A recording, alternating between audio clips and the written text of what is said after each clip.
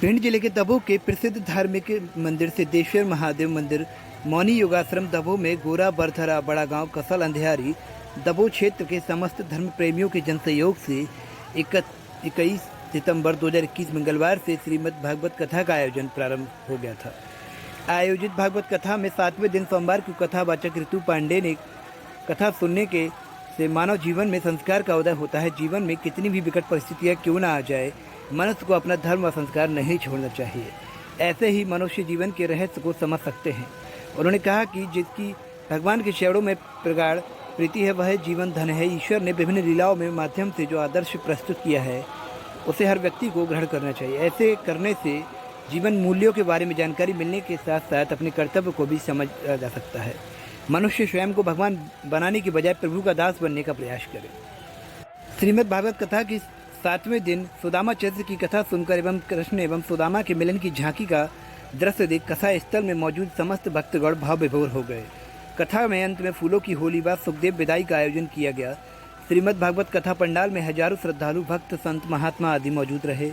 कथा में पारीक्षक संजू देवी पत्नी बीरबल सिंह कौरव गोरा को बनाया गया।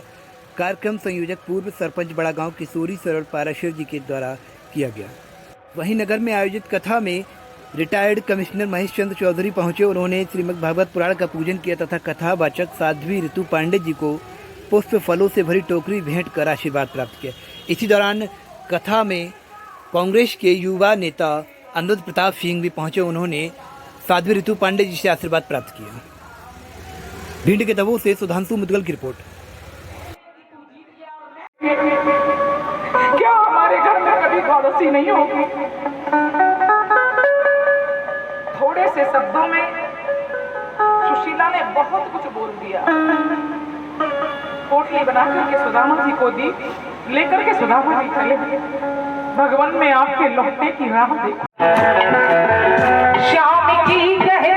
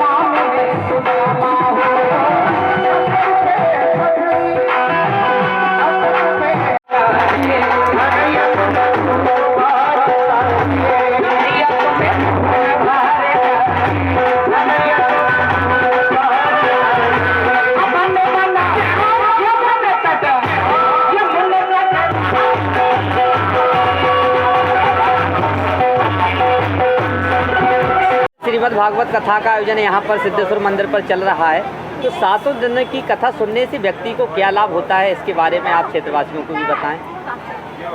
सप्तदिशीय भागवत कथा का ये महत्व है कि भागवत सुनने से पापी व्यक्ति का मोक्ष हो जाता है।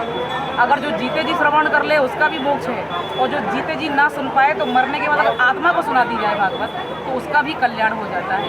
तो जिन्नाओं को तो तारती है, और जो चले गए हैं संसार से उनका भी उद्धार कर देती है श्रीमद् भागवत। जो प्रेत योनियों में पड़े तड़प रहे हैं, अधोगति को से मुक्ति दिलाती है श्रीमद् भागवत कथा। तो जीवन का दर्शन है। भागवत श्रवण करने से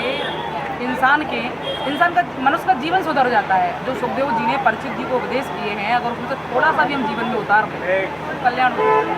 और परीक्षित जी को भागवत सुनकर के मोक्ष प्राप्त हुआ, हम सभी जानते हैं।